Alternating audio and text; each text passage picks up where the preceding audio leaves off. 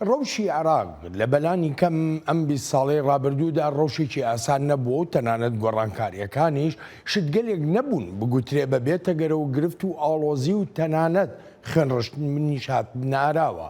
جایدی ئەو ڕەوشە قورس و ئاڵۆزە هۆکاری خۆیان هەبووە لەوانە بێمتمانەی نێوان لایەنەکانی فەرمانڕەوای عێراق و شەڕی ناوخۆیی و شەڕی دژە تێرۆر، بەرزی و نزمیەکانی نرخی نەوت و دەستێوەردانی دەرەکی و پێکدادانی بەرژەوەندیەکانی وڵاتان و لاوازی دەسەڵات لە عێراقدا و چەندان هۆکاری تریش. بیرم نایە لە ساڵی 2005ەوە تا ئێستا حکوومەتێکی عێراقی پێکاتبێ بەم حکوومەتەی محەممەد شیع سوودانیشەوە باسییان لە چاکسازیەکان نەکردبێ، بەڵام بەرەنجامەکانی ئەو چاکسازیانە نەبینران و ناسیشیان پێکرا. جا هێشتا پێویستە چاوەڕوان بین تا بزانین بەرنامە چاکسازیەکەی سوودانی بەکوێ دەگا. عێراق لەم 20 ساڵەی ڕابردوودا هێدی و زۆر بە کاوە خۆ بە ئاگاهیشەوە هەوڵی داوە بگەڕێتەوە ناو هەر هیچ نەبێ وڵاتانی عەرەب لە ناوچەکەدا و وڵاتانی کۆمەڵگەی نێونەتەوەییش. بەڵام لە هەموو هەنگاوێکیدا هەڵسەنگاندنێکی وردی کردووە بۆ بەرژەوەندیەکان و کاریگەری و ڕۆڵی کۆماری ئیسلامی ئێران و وڵاتانی تری وەک تورکیا و هەروەها عەرەبستانی سعودیەش. ئێران و تورکیا کە خۆیان نەک هەر بە دراوسێ عێراق ناودێر دەکەن، بەڵکو خۆیشیان بە دۆستێکی لە مێژینە و دێرینی عێراقیشدا دەنێن، وەلێ بەردەوامیش لە زۆر ڕەهەندەوە پێشێلکاری سەروەریەکانی ئەو وڵاتە دەکەن و نەکرد درۆن و لەشکرەکانیان بەکاردێنن بۆ پێکانی ئامانجەکانیان، بەڵکو تەنانەت سەرچاوەکانی ئاویشیان کردوتە چەک دژ بە عێراق لە کاتێکدا جەخت لە بەرژەوەندیە هاوبەشەکانیشیان دەکەنەوە لەگەڵ ئەم وڵاتەدا. لە عێراق چەمکی هاوڵاتی بوون لە نێوان ئەرک و مافدا بزر بووە. زۆرێک لە هاوڵاتیانی عێراقی هێشتاش دەڵێن بێبەشن لە زۆرە لە مافەکانیان و لە خزمەت گوزاریەکانیش و دەشڵێن هێشتاش هەست ناکەن ڕێبەرانی وڵاتەکەیان توانی بێتیان دەوڵەتێکی نیشتیمانیان پێکێ نابێ. خۆشهاتنەوە بۆ چاوی واشنتن.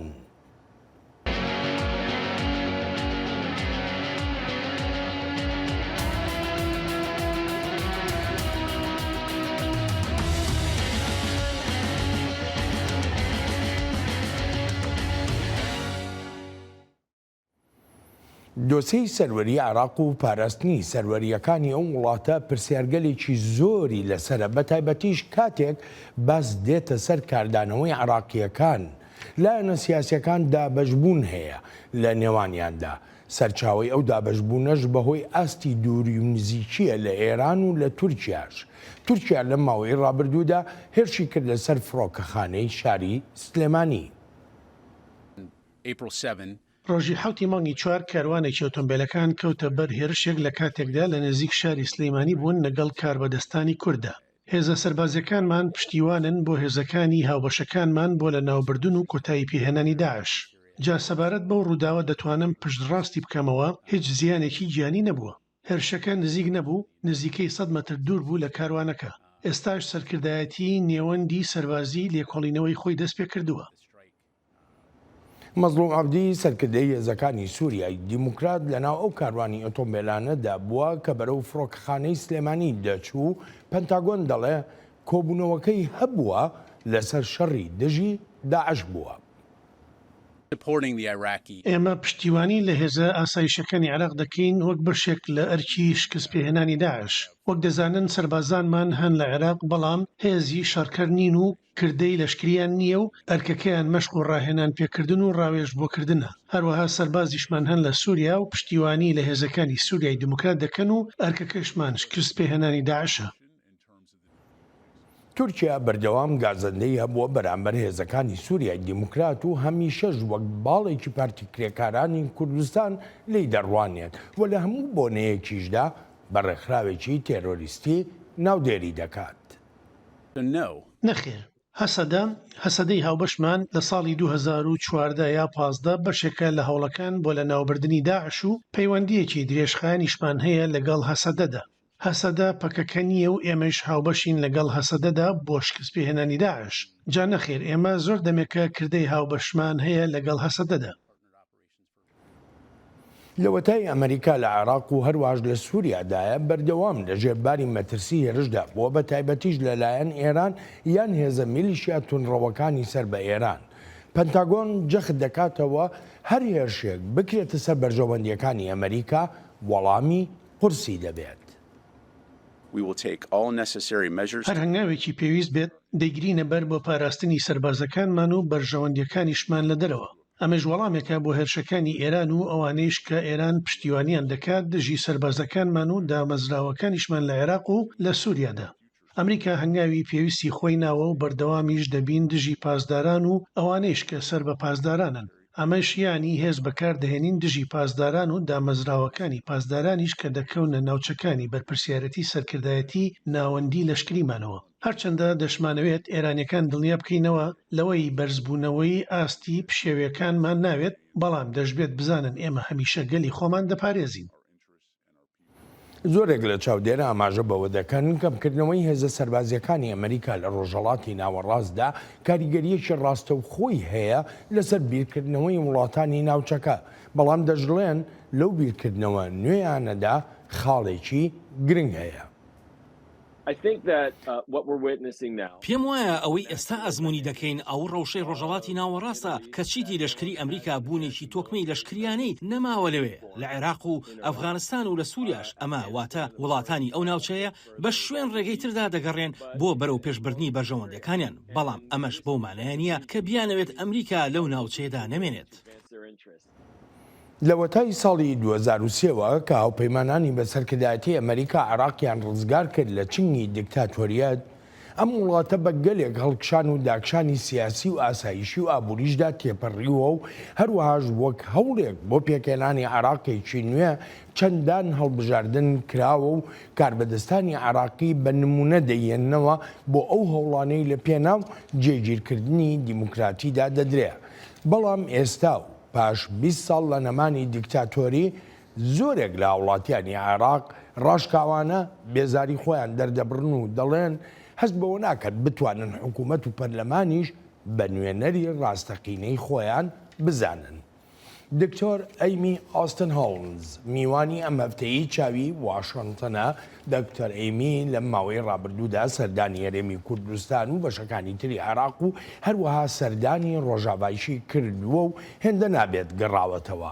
میوانی ئەم هەفتەیەمان ژمارەیە پۆستی گرنگیە بۆ لە وەزارەتی دەرەوەی ئەمریکا و بێجگەلەوە یەکێک بۆ لە لێکۆڵەرە باڵاکان لە نێوەندی وودرۆ واڵسن و ئێستاش لێکۆڵەرێکی باڵایە لە زانکۆی جۆرج واشنتن. دکتۆر ئەیمی زۆر سپاس بۆ ئامادەبوونە. با یەکەم پرسیارم سەبارەت بەوە بێ ئایا عێراق خۆی بەتەنیا دەتوانێت پارێزگاری لە سەروەری خۆی بکە بەبێ یارمەتی و کۆمەکی وڵاتانی تر؟ Zor Spas, thank you very much for having me back. I'm delighted to be back here on the show. زۆر سپاس دەکەم بۆ میوانداریەکەت و خۆشحاڵم لەم بەرنامەیەدا بەشدارم. پێم وایە ئەو هێرشەی کرایە سەر فڕۆکەخانەی سلێمانی و هەروەها هێرشەکانی تری دەکرێنە سەر هەرێم و سەر عێراقیش ئەو پرسیارە دروست دەکات. ئایا عێراق دەتوانێت سەروەری خۆی بپارێزێت یان نا؟ زیادبوونی شەڕانگێزیەکان لە ناوچەکەدا بەرامبەر بە عێراق مای نیگەرانیە لای هەر کەسێکی چاودێری عێراق بکات. جا لە ڕاستیدا ئەو هێرشەی کرایە سەر سلێمانی ئاماژەیەکە پەیوەندی هەیە بە چۆنیەتی سەر و سەوداکردنی بەڕێوەبەرایەتیەکەی بایدنەوە لەگەڵ دۆسیەی کووردا لە ناوچەکەدا. بە گرنگی دەزانم باز لە ژەنەڕاڵ مەزلوم عەبدی بکەم، سەرکردەی هێزەکانی سووریای دیموکرات. بۆچی؟ چونکە ئەو سەرکردەیە هەر تەنها هاوپەیمانی ئەمریکان نییە لەم کردە لەشکریانەی بۆ لەناوبردننی داعش دەکرێت، بەڵکو هاوپەیمان و هاوپیشەشە لەگەڵ 85 وڵاتی تردا لە سەرانسەری جیهاندا وەک بەشێک لە هاوپەیمانێتی نێونەتەوەی بۆ لەناوبردننی داعش. بەڵێ هاوبەشێکی گرنگە بۆ ئەمریکا و بۆ ئەو هاوپەیمانیەتی نوێی کە هەیە. هەل لەو ماوەی ڕابردوودا لە سەردانێکم بۆ هەرێمی کوردستان و باکووری ڕۆژهەڵاتی سووریا گەڕاومەتەوە. جا کاتێک لە سووریا بووم هێرشێکی داعش ڕوویدا لە شاری حەسەکە. چەند ڕۆژێک لەمەوبەر هێزەکانی هاوپەیمانان بە هەلیکۆپتەر هێرشیان کردە سەر گەورە سەرکردەیەکی داعش لە باکووری ڕۆژاوای سووریا. هێشتاش دەوڵەتی ئیسلامی داعش هەڕەشە و مەترسیەکی گەورەیە جا ئەوەی هێرش بکرێتە سەر کاروانێکی ئۆتۆمبیلەکان کە مەزلوم عەبدی تێیدا بووە. ڕاستە لی نەداوە و هێرشەکە لە نزیک کاروانەکەوە بووە. بەڵام ئەوەی مەزلوم عەبدی و 3 کەسی تری ئەمریکایی لەم کاروانەدا بوون ئەمە جێگای نیگەرانیەکی زۆرە. کاردانەوەی ئەمریکا جێی سەرنجە لە کاتێکدا دەزانین ئەگەر کاردانەوەیەکی بەهێزی هەبێت ئەوە کێشە دروست دەکات. جا لە کۆتاییدا پێویستە عێراقیەکان خۆیان سەروەری خۆیان بپارێزن. بەڵام دەشڵێم ئەگەر بێت و سەیری ڕێبازی ئەم بەڕێوەبەرایەتی بایدن بکەین لە ڕۆژهەڵاتی ناوەڕاست و هەندێک شوێنی تریش لە جیهاندا بوونمونە دەبینین مۆبەرهێنانی کردووە لە کەمکردنەوەی ئاستی پشێویەکانی نێوان ئەرمینیا و ئازەربایجاندا. بەڕێوەبەرایەتەکەی بایدن وەبەرهێنانی کردووە لە کەمکردنەوەی ئاڵۆزیەکانی یەمەندا یان لە ڕێکەوتنی ئیبراهیمدا. بەڵام هەمان ئەندازەی وەبەرهێنانی ئەمریکا نابینیت لە دۆسەی کووردا. ئەمە شتێکە پێم وایە پێویستە بگۆڕێت. باشە بۆ نایکات. یعنی دۆسەی کورد لە ڕۆژهەڵاتی ناوەڕاستدا یعنی ئەو گرنگی ئەو تۆیی نییە لای ئەمریکا یا چییە مەسەلەکە؟ I think there is still a lack of a coherent approach. It's partly because پێم وایە دەشێت یەکێک لە هۆکارەکان ئەوە بێت کە ڕێبازێکی تۆکمە لە ئارادا نییە بەهۆی بیرۆگراسیەتی وەزارەتی دەرەوە. من بۆ خۆم لە وەزارەتی دەرەوە کارم کردووە لە بەشی کردە سیاسیەکانی قەیرانی عێراق و سووریادا و هەروەها دواتریش لە بەشی تورکیادا. جا ئەو بیرۆکراسیەتی وەزارەتی دەرەوەم بینیوە و ئەمە شتێکی شاراوە یان نهێنی نییە. ئەمە بەشێکی کێشەکەیە. بەڕای من پێویستە نێردراوێکی تایبەت هەبێت بۆ سەر و سەوداکردن لەگەڵ ئەم کێشەیەدا چونکە دۆسیەکە لە ناوچەکەدا و پەلیش دەهاوێژێت بۆ ڕۆژهەڵاتی ئەوروپا و بێگومان بۆ ئێرانیش. هەروەها ئاڵۆزیەی لەم دۆسیەدا هەیە پێویستی بەوەیە سنگیەکی جوودایی بخرێتە سەر. ئەوانەی لە بیرۆکانی تری وەزارەتی دەرەوە کار دەکەن ئەرکی سەرشانیان زۆر قورسی شە و ناشپڕژێنە سەر ئەرکی تر و ئیتر دۆسیەکانی تر دەکەونە ڕیزبەندی دواوەی ئەرکەکانیان. بەڵام بۆ نمونە کاتێک هێرشێکی وەک ئەوەی سلێمانی دەبێتە جەختکردنەوەیەک کە پێویستە ئەم بابەتە ببێتە بابەتێکی سەرەکی بۆمان. باشە دکتۆر حەزەکەم ڕای تۆ بزانم لەسەر کاردانەوەکان هەم کاردانەوەی حکوومەتی عێراق و هەم کاردانەوەی حکوومەتی هەرێمی کوردستانی عێراق تۆ چۆنیان دەخوێنیتەوە؟ So initially, if I'm going to be completely honest, I think جا لە سەرەتادا دەمەوێت بڵێم بە تەواوی ڕاستگۆییەوە دەڵێم بەداخەوە کاردانەوەی لایەنە سیاسیەکانی هەرێمی کوردستان لۆمەکردنی یەکتر بوو وەک لەوەی سەرکۆنەکردنی ڕووداوەکە بێت. ئەمە یەکێکە لەو شتانەی جێگای بەدبەختیە. وەک بینیمان هەندێک لە سیاسیەکانی پارتی دیموکراتی کوردستان دەیانویست لۆمەکە لە ئاسوودیەکێتی نیشتیمانی کوردستان بنێن و پێچەوانەکەشی ڕاستە. ئەمە لە کاتێکدایە ئەگاداری لێدوانەکانی چاوش ئۆغڵۆ وەزیری دەرەوەی تورکیاین کە دەڵێت ئێستا سلێمانی و فڕۆکەخانەکەشی لە ژێر کاریگەریەکانی پەکەکەدان. دەشزانین ململانێ و قەیرانی پەکەکە و تورکیا هەر لە ناوچەکانی یەکێتیدا سنووردار نییە بەڵکو لە ناوچەکانی پارتیشدا بوونی هەیە. سەردانی پارێزگای دهۆکیشم کردو و هەندێک گوندی هاوسنووری تورکیا هەن لە پارێزگای دهۆک بە شێوەیەکی بەرچاو دانیشتوانەکەی چۆڵیان کردووە بەهۆی ئەم قەیرانەوە. جا ئەم قەیرانەیە کە کاریگەری دەبێت بەسەر هەموو هەرێمی کوردستانەوە نەک هەر سلێمانی بەتەنها. بابەتی دووەمیش ناردنی ئەو لیژنەیە لە بەغداوە نێردرا بۆ لێکۆڵینەوە و زانینی ڕاستیەکان هەنگاوێکی گرنگدا چونکە پێویستە لێکۆڵینەوەیەکی ورد و بەرفراوان لەو ڕۆوە بکرێت و هیواداریشم هەموو لایەنەکانی دەسەڵات هاوکاری بکەن لەم ئەرکەی دۆزینەوەی ڕاستیەکاندا. باشە ئەتا ئێستا بۆ نمونە چەندان جار کۆماری ئیسلامی ئێران هێرشی کردووەتە سەر هەرێمی کوردستانی عێراق و پێشێلکاری کردووە. ئەم جارە دۆسەی ئەمەی هێرشەکەی تورکیا پەرلەمانی عێراق لە ژنەی لێکۆڵینەوە دەنێرێ ئەی بۆ هێرشەکانی ئێران نەیناردووە لەبەرەوە یعنی هەست دەکەی کە گەشتبینیەک نییە لە ناو خەڵکە تەنانەت بەناردنی ئەو لیژنەیەش.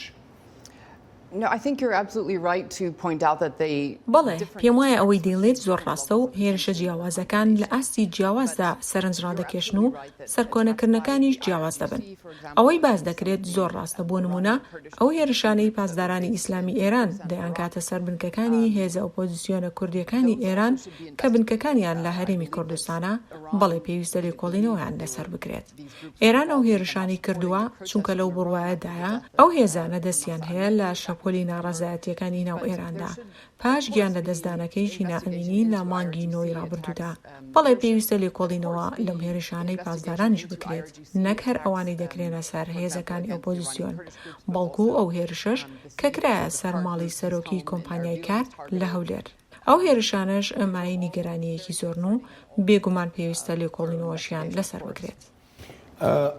ئاماژۆ بە جیاوازی ڕاو بۆ چوونەکان کرد لە ناو هەرێمی کوردستانی عێراقا بە تایبەتی لەسەر ئەو هێرشەی کە کرایە سەر فڕۆکەخانەی سلێمانی و یەکتر گونابارکردن و تا دوایی ئەو جۆرە دابەشبوونە بەڕای تۆ ینی ئەنجامەکەی چی دەبێ بۆ هەرێمی کوردستان بەرەو کوێ بە؟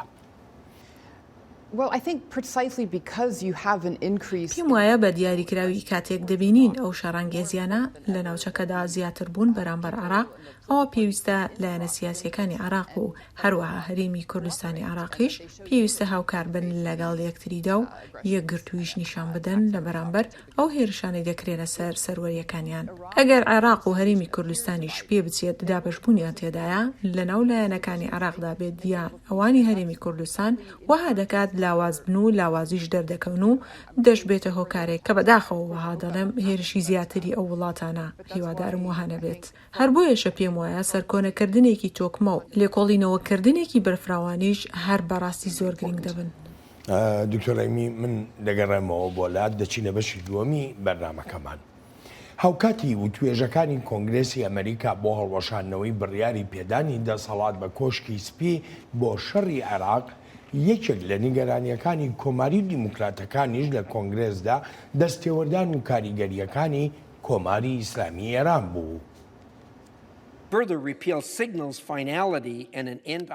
زیاتر لەمەش هەڵوەشاندنەوەی ئەو بڕیارە ئاماژەیە بە ڕەوشی وڵاتەکە و کۆتایی هێنان بە دژایەتیکردن، بەڵام میلیشیاکانی سەر بە ئێران بەردەوام هێرشمان دەکەنە سەر. ئێران دەمێکە هەوڵی دەرکردنی ئەمریکا دەدات لە عێراقدا. لەو کاتەوەی سەرۆک بایدن چۆتە کۆشکی سپیەوە، ئێران و لایەنگرەکانیشی زیاتر لە 80 هێرشیان کردوتە سەر هێزە سەربازی و دیپلۆماتەکانی ئەمریکا. ئەمریکاش زۆر کەم وەڵامی هەبووە. ئێدی ئاشکرایە ئێران گومانی هەیە لە سووربوونی ئەمریکا، هەرچەندە ڕۆژێک لەمەوبەر هاوڵاتیەکی تری ئەمریکاییمان لە سووریادا لەدەستدا.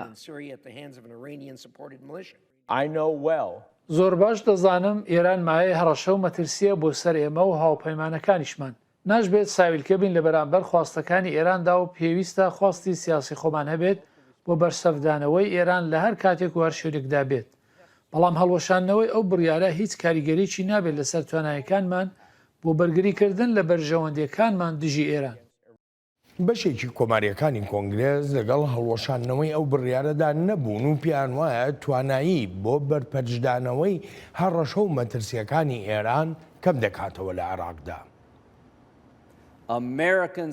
هێزی سەربازیمان هەن لە عێراق ئێمە قەرزاریانین و پێوەستە دڵنیابین لەوەی دەتوانین هەموو توانایەکی هێزی لەشکری خۆمان بەکاربهێنین بۆ پاراستنیان لەو کردە لەشکریانەی میلیشیا شیعەکان بە پێ ڕێنمایەکانی ئێران دەیکەن. لە ناو ئەندامانی کۆنگرێسیشدا هەن کە جەخت دەکەنەوە لەوەی ئاواها بڕیارێک لە بەرژەوەندی عێراقا، بەڵام ئەوانی دژەبەر بوون ئاماژەیەکی تۆکمە دەکەن بەوەی هێشتا عێراق لە ڕووی دامەزراوەییەوە وڵاتێکی هێندە بەهێز نییە بتوانێت پشتێکی تەواوەتی بەخۆی ببەستێت. بەم بڕیارە هەر تەنها ئەوە نییە هەنگاوێک بنێن بۆ گێڕانەوەی ڕێخستنی ئەرکی حکوومەت و دەستوری وڵاتەکەمان، بەڵکو ناردنی پامێکی گرنگیشە بۆ سوودانی سەرۆکوەزیری عێراق کە بەرژەوەندەکانمان هاوبەشن، وڵاتەکانمان هاوپەیمانن. درێژە دەدەین بە هاوبەشیمان لەگەڵ عێراق بۆ مەشق پێکردن و دابینکردنی پێداویستیەکان بۆ هێزە ئاسایشەکان لە شەڕی دژی داعشدا. ئێمە دژی پێشێلکردنی سەروەری عێراقین لەلایەن ئێرانەوە و هەروەهاش ئەو خواستەی ئێران هەیەتی بۆ باڵکێشان بەسەر ناوچەکەدا و ئەو خواستەی هەیەتی تا مەترسی بخاتە سەر جیهان لە دەرەوەی سنوورەکانی ڕۆژهەڵاتی ناوەڕاستەوە.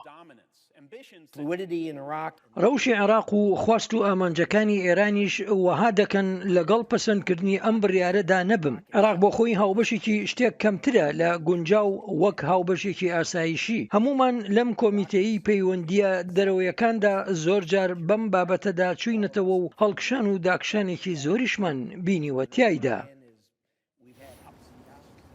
دکتۆرێمی وەکو گوێمان لە زۆربەی ئەندامانی کۆنگرێز بوو ینی بەتایبەتیەوە ئەندامانەی کە جەختێکی زۆر لەسەر بەرژەوەندی ئەمریکا دەکەنەوە تەنها ئاماژە بە مەترسی ئێرانەکەن لە عێراقدا. خۆ تورکیاش بە هەمان ئەندازەی ئێران هێرشی کردووە. تورکیا چەندان بنکەی لەشکری لە ناو هەرێمی کوردستان و لە باکووری عێراقیشدا هەیە. بۆ ئاماژە بە تورکیا و بە مەترسیەکانی تورکیاش ناکەن. ئەمە پرسیارێکی باشە. پێم وایە گرنگیشە ئاماژە بە هێرشێکی تری تورکیاش بکەین بۆ سەر هێزێکی هاوبەشی ئەمریکا و هێزەکانی سووریای دیموکرات لە باکووری ڕۆژهەڵاتی سووریادا. مەبەستم لە هێرشەکەی مانگی 11 کە ئەوەش بەڕاستی جێگەی واقوڕمانە کاتێک فڕۆکەیەکی بێفرۆکەوانی تورکیا هێرش دەکاتە سەر ئەو بنکە لەشکریە لە حەسەکە. ئەو هێرشەی کرایە سەر سلێمانی هێرشێک نەبووە کە یەکەم جار بێت، بەڵام ڕێک ئەوە نیشان دەدات کە ئاستی ئاڵۆزیەکان زیاتر بکات. دیسانەوە دەیڵێمەوە ئەمریکان ناخوازێت کاردانەوەیەکی توند یا زبری هەبێت و پێدەچێت بیرکردنەوەکەی وەها بێت کە هەڵبژاردن لە تورکیادا بەڕێوەیە و وەک دەزانین لە مانگی داهاتوودا دەکرێت. پێم وایە وەها بیری لێ دەکاتەوە ئەگەر ڕاگەیەنراوێک یا لێدوانێک هەبێت و ڕەخنە لە ڕەجەب تەیب ئەردۆغان بگیرێت، ئەوە دەشێت بۆ ئەو هەڵبژاردنە بۆ بەرژەوەندی خۆی بەکاری بهێنێت و لایەنگرانی خۆی پێ زیاتر بکات و بە لایەنگرەکانی بڵێ ئەوە تا ئەمریکا دژی ئەردۆغانە، هەر بۆیە پێویست دەکات پشتیوانی لێ بکرێت و دەنگی زیاتری پێ بدرێت. پێم وایە ئەمریکان نایەوێت ببێتە بابەتێک لە هەڵبژاردنەکانی تورکیادا. ئەمە یەکێکە لەو هۆکارانەی کە بێدەنگیەکە لە کاردانەوەکاندا. بەس پێدوانیە ئەمە خۆی لەخۆی بێتە جۆرە لە هاندان بۆ ئەردۆغان و حکوومەتەکەی کە درێژە بەو جۆرە هێرشانە بدەن، ینی لە عێراقا بێ تەنانەت لە سووریاش. ئەوە جێگەی نیگەرانیە بەبێ هیچ گومانێک. هەر بۆیە پێم وایە پێویستە پەیامەکان بە شێوەی تایبەت بنێردرێن بۆ بەرزترینی ئاست لە تورکیادا. پاش هێرشەکەی مانگی 11 ڕابردوو کە کردیە سەر بنکەکەی حەسەکە. وەک دەگوترێت لە ئاستێکی بەرزی کاربەدەستانی ئەمریکادا وتوێش لەگەڵ هاوشانە تورکەکاندا دەستی پێکرد. ئێستاش وەها مەزەندە دەکەم کە دەشێت وتوێژی ئاست بەرز هەبن یان هەر هیچ نەبێت پێویستە بکرێن. بڕوانینی خۆم لەو بڕوایەدام ئەگەر بێت و بە ئاشکرایی شتێک لە سەرم هێرشانە بگوترێت ئەوە گرنگترە، چونکە هێشتا بەرەنجامی هەڵبژاردنەکانی تورکیا ڕوون نییە چۆن دەبێت یان نابێت، بەڵام زۆر گرنگ دەبێت. بۆ نمونە ئەگەر ئۆپۆزیسیۆن هەڵبژاردننی بردەوە و کڵجدار ئۆغڵ و هەڵبژێردرا، لەگەڵەوەشدا کە ئۆپۆزیسیۆنەکان ڕێبازی خۆیان ڕاگەیاندووە و دەڵێن تەواو جیاواز دەبن لە هەموو ئەو کارانی ئەردۆگان کردوویەتی.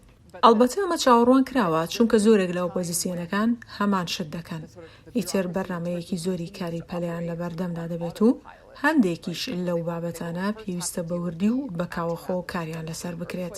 چونکە سەرەتا پێویستە کار لەسەر کارەساتی بوومەلەرزەکە بکەن، کارکردن لەسەر قەیرانی ئابووری، جا ئەو بابەتانە دەبنە کاری سەرەکی، جا هەر لایەکیان هەڵبژاردن بباتەوە، بە تایبەتیش ئەگەر ئۆپۆزیسیۆن بێت.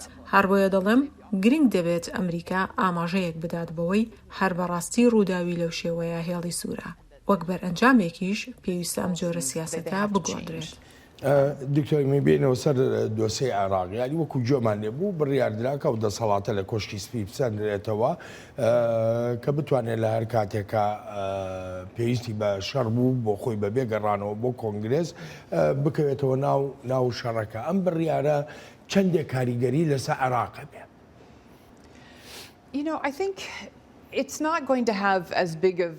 دەزانی پێم وانییە ئەو کاریگەری هەبێت وەگەوەی هەندێک کەس باسی دەکەن و دەڵێن کاریگەریەکە زۆر گەورە دەبێت. ئەم دۆسیە تایبەتە بە ناخۆی ئەمریکا و پەیوەندی هەیە بە دەستوورەکەمانەوە. دامەزرێنەرانی ئەو وڵاتەمان دەسەڵاتەکانیان داوەتە دەست کۆنگرێز بۆ ڕاگەیاندنی شەڕ و هەروەهاش بۆ کۆتایی هێنانی شەڕ، نەک ئەوەی دەسەڵاتیان دابێت بە سەرۆک یا بە دەسەڵاتی جێبەجێکردن. هەر بەڕاستی گرنگە کۆنگرێس ئەو دەسەڵاتی خۆی بەکاربهێنێت. پێم وایە بۆ مافی دەستوری و بۆ دیموکراتی لە ئەمریکادا ئەو بڕیارێکی گرنگ بوو. جا ئەگەر لە بارێکی ناسایی دابێت، ئەوە سەرۆکی ئەمریکا دەتوانێت بە پەیبەندی دووهەمی دەستور کار بکات و بڕیاری خۆی بدات لەسەر شەڕ و ئاشتی. بەڵام زۆریش گرنگە کۆنگرێس ئەو دەسەڵاتانی خۆی بەکاربهێنێت و لە سەرۆکی بسەنێتەوە. بۆچی وە زۆر دواکەوت، ینی 20 ساڵ دوای ڕوخانی ڕژێمەکەی سەدام حوسێن کۆنگرێز ئەم بڕیارەدا؟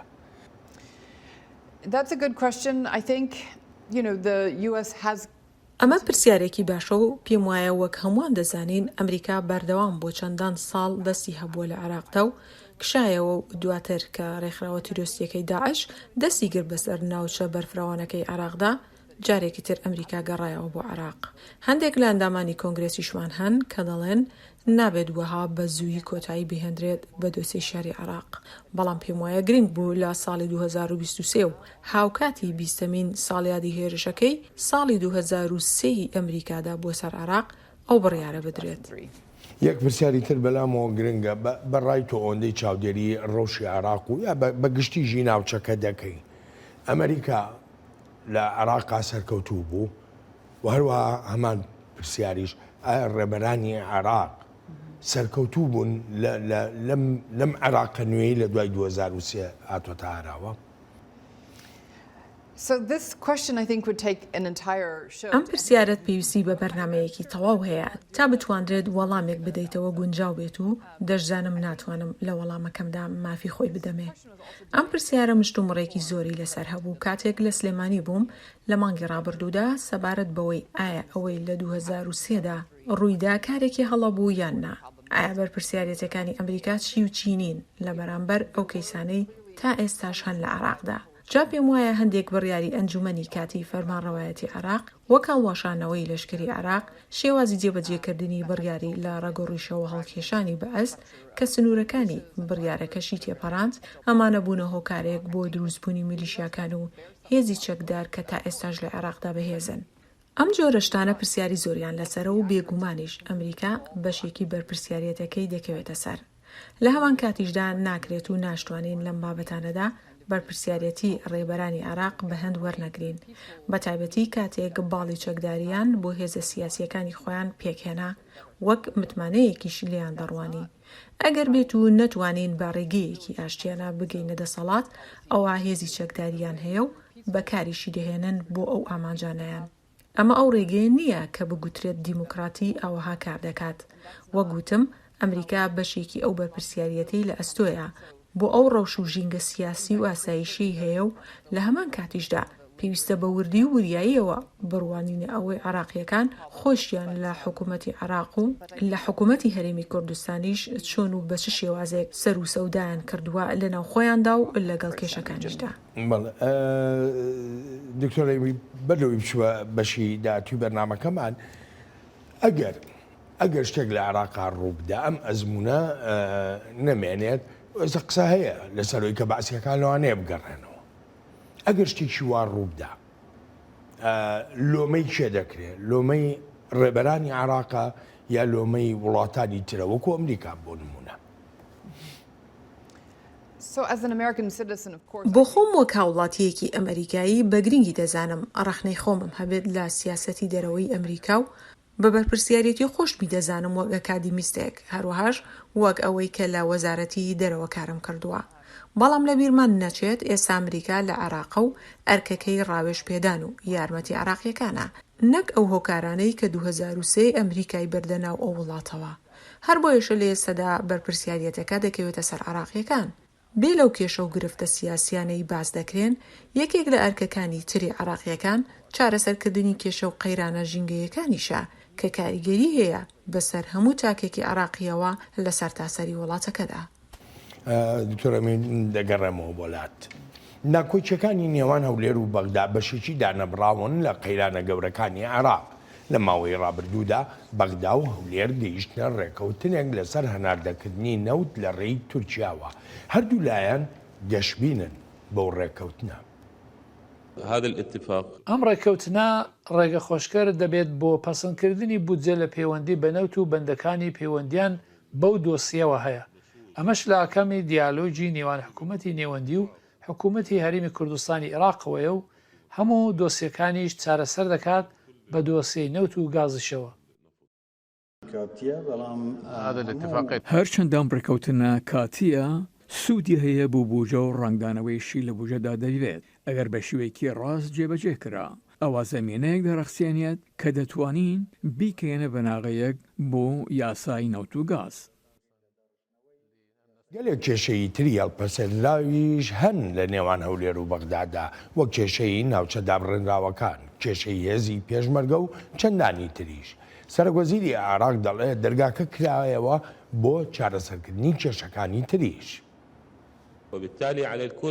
وەک بەرەنجامێکیش لەسەر هەموو لایەنەکانە وابەز بن و ئەم ڕێککەوتنە جێبەجێ بکەن وەک لە ناو نیشانەکەیدا ئاماژەی پێکراوە. ئەمە ڕێککەوتنێکی کاتیە تا ئەو کاتێک بودجە پەسەند دەکرێت لە پارلماندا کە هەموو وابەستەیەکانیش دەگرێتەوە و چارەسەری هەموو کێشە هەڵپەسێردراوەکانیش دەکات.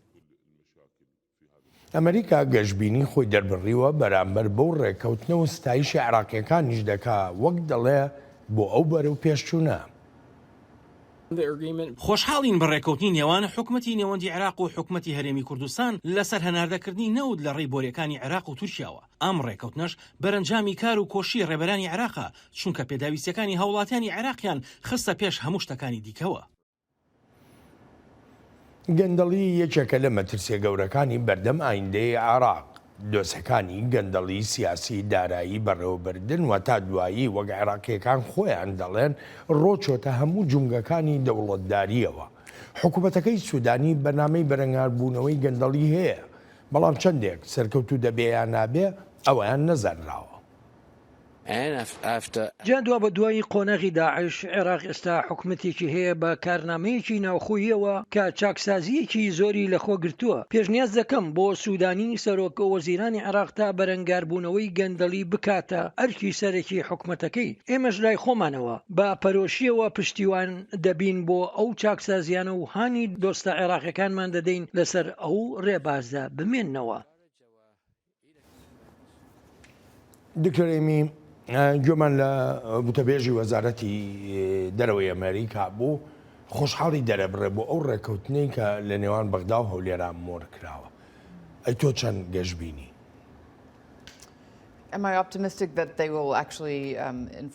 جا ئایا من گەشتبینم یاننا سەبارەت بە جێبەجێکردنی ئەو ڕێککەوتنە دەزانی ئەوە دەکرێت وەک بەرەو پێشچوون و پەرەسەندنێک لێ بڕواندرێت بەڵام بەغدا زیاتر سەرکەوتوو بوو چونکە زەمینەکەی بۆ ڕەخسا تا چاودێریەکی زیاتری پیشسازینەوت بکات لە وڵاتەکەدا و ئەمەش یانی تاڕادەیەک نەمانی سەر بەخۆی پیشسازی نەوتی هەرێمی کوردستان. هەرچەندە هەرێمی کوردستان تا ئەندازەیەک دەتوانێت چاودێر بێت بەسەر نەوتەوە هەر بۆیە ناکرێت ئەو ڕێککەوتنە بە دۆڕانێکی تەواوەتی هەرێمی کوردستاندا بندرێت. لە پەیوەندیش بە تورکیاوە بە پێچەوانەی ئەوەی زۆر کەس چاوەڕێیان دەکرد باجێکی زۆر گەورە ناکەوێتە سەر ئەنکەرە. تورکیا هەرچەندە دەبێت 1.5 ملیۆن دلار بداتە عێراق بەڵام هێشتاش وەک لایەنێکی سەرکەوتووە لەم ڕێککەوتنەدا. جا هێندەی ئاگادار بم ئەو بڕیارەی لە پاریس درراوە عێراقیەکان بردویانەتە دادگایەکی ناو ئەمریکا تا فەرمانی جێبەجێکردنی بڕیارەکە بدرێت. جا پێویستە چاوەڕوان بین تا بزانین ئەم ڕێککەوتنە بە چه ئاقارێکدا دەکەوێتەوە چونکە هێشتاش بۆریەکانی نەوت دەگوازنەوە بۆ تورکیا تا ئێستاش کە قسەی تێدا دەکەین نەکراونەتەوە.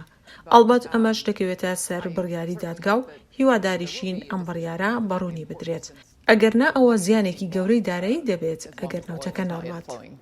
سەرۆکوەزیری عێراق و سەرۆکوەزیری هەرێمی کوردستانیش یانێر دووچیانەوانیش گەشتبینی و خۆشحاڵی خۆیانیان دەربڕی بەڵام لای من پرسیارەکە ئەوەیە ئەم جۆرە ڕێککەوتنە کە ئەکرێت لەسەر هەناردەکردنی نەوت بە مانایەوەیە کە کێشەکانی تری نێوان بەغدا و هەولێر چارەسەر دەبن بۆ نمونە کێشەی ناوچە دابڕێنراوەکان.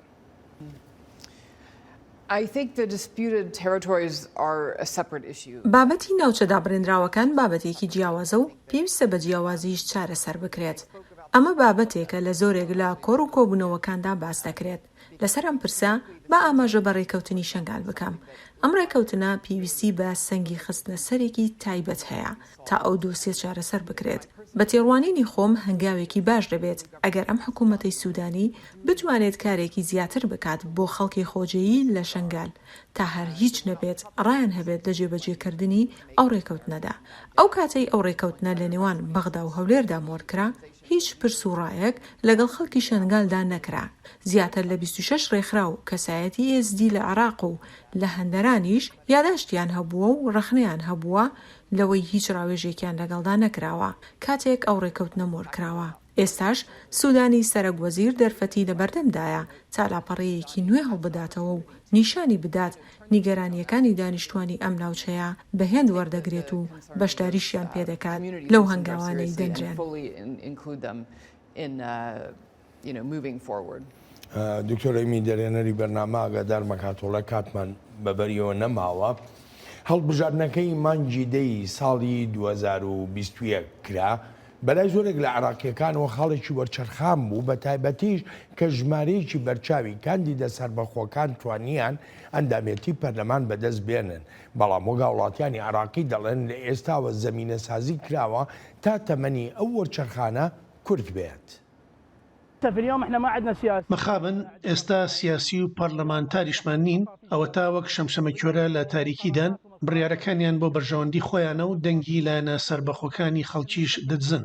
بەداخەوە ئەو یاسای هەڵبژاردنیان لە درنگانێکی شەودا پەسەند کردووە لە ترسی ناڕەزای دەربڕین و دەنگ هەڵبڕین دژیان ئەوەی ئەوان نایزانن ئەوەیە گەلی عێراق هەڵیان نابژێرێت. ئەو یاسای هەڵبژاردنەی پەسەند کرا بۆ ئەمبەستی سیاسی خۆیان داڕژاوە، بۆیە دەڵێم بۆ بەرژەوەندی خۆیان داڕژاوە، چونکە هیچ کاتێک یاسایشان دانەناوە بۆ بەرژەوەندی خەڵک، هەر بۆ بەرژەوەندی لایەنەکان و ئەو کارەکتەرانە بووە کە لە دەسەڵاتدان و هیچی دیکە. هەر چۆنێ بێ وەک دەگوترێ پێویستە حکوومەتی عێراق تەواوی کێشە ئاسایشی و سیاسیەکانیش چارەسەر بکات و ئاگاهیش دەدرێ لە بەرەنجامی نەخوازراو. بە هیچ شتێک نەگەیشتون و ڕەوشەکە خراپتر بووە. دیموکراتی هەر نمایشتێکە و هیچی تر نییە، شتێکی بەرجەستە نییە. گەندەڵی لە خزمەتگوزاریە گشتیەکاندا و تەندروستیشدا هەیە و ئەوەی دەیبینی ئەوەیە لە بەدەوە دەڕوا بۆ بەدتر. دکتۆرێمی جۆمان لێ بۆ وڵاتیانی عێراقی نە حکوومەتی عێراق بە نوێنەری خۆیان نەزانن و تەنانەت پەرلەمانیش بە نوێنەری خۆیان نازانن. عێراق بەرەو چۆ دەڕوا؟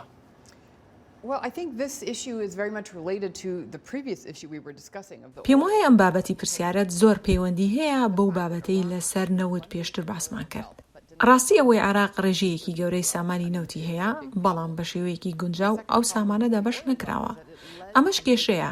کێشەی دووهەمیش ئەوەیە ڕێبەرانی سیاسی ئەم وڵاتە هەموو سەرنج و سەنگەکانیان خستۆتە سەر سامانی نەوت و کێشە ژینگەیەکانیان خستۆتە پلەی خوارەوە. وەک گواستنەوە بۆ قۆناغی وزەی خاوێن یان ئەوەی پێدەگوترێت وزەی سەوز. جاگەر عێراق بیەوێت هەنگاو بۆ ئایندە بنێت، ئەوە پێویستە هەر لەمڕۆوە ئەو هەنگاوە بگرێتە، چونکە هەر هیچ نەبێت کاری نوێ بۆ خەڵک دابین دەکات. عێراق ساڵانە 30 میلیۆن تۆن دووەم ئۆکسیدی کاربۆن دەخاتە هەواوە بەهۆی سووتانی بنزین و گاز و نەوت و ماتریاڵی تریشەوە. عێراق دووهەم وڵاتە لە جیهاندا پاش رووسیا بۆ ئەو سووتانی گاز و نەوت و هەتا دوایی. هەر بەڕاستی ئەمانە کێشەن لە بەردەم عێراقدا. جا سەر و سەوداکردن لەگەڵ دابەشکردنی گونجاوی سامانی نەوت و کردنی ئەرکە ژینگەیەکان بە یەکێک لە ئەرکە سەرەکیەکان یارمەتی دەردەبن بۆ چارەسەرکردنی قەیرانە سیاسی و ئابوووریەکانی عێراق. تەواوی بەرنامەکەدا ئەمە دوا پرسیارمە بێ ئەماژۆ بە سەردانی خۆت کردم هەم بۆ هەرێمی کوردستانی عێراق و عێراق و بۆ ڕۆژاواش با دوا پرسیارم سەبارەت بەوە بێت چ جیاوازیەکەت بینی لە نێوان هەرێمی کوردستانی عێراق و ڕۆژاوایە بەڕێوەبەرایەتی خۆسەریە؟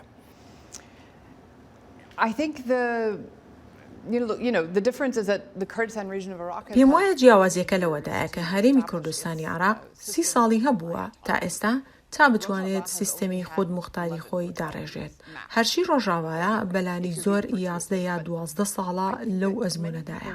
زۆر کەس وێڕای ئەو جیاوازیانەی کە هەن ڕۆژاوا دەخوازێت بگاتە ئەو پێگەی هەرێمی کوردستان هەیەتی و وهاش دەڕوان لە ڕۆژاوا کە هیوا بەخشە.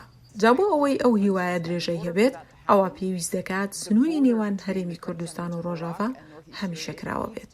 ئەمریکاش لە ساڵی 2012دا بە بڕیارێک ڕێگەی داوە بۆ بەرهێنان لەم ناوچانەی لەژێر دەسەڵاتی حکوومەتی سووریا دانین وەک باکووری ڕۆژهەڵاتی سووریا و بەشێکی باکووری ڕۆژاوای سووریا. جا کارەدارانی عێراق دەتوانن سوودێکی زۆر وەربگرن لەم دەرفەتە ئەگەر وە بەرهێنان لە باکووری ڕۆژهەڵاتی سووریادا بکەن. ئەمەش دەرفەتێکە کە پێم وایە و بە هیواشم سوود لەم دەرفەتە ببینرێت. دکتۆرێمی زۆر سپاس دەکەم بۆ بەشداریت لە چاوی واشنگتنی ئەم هەفتەیەدا. Thank you very much, Dr. Amy. Thank you very much for having me. Thank you.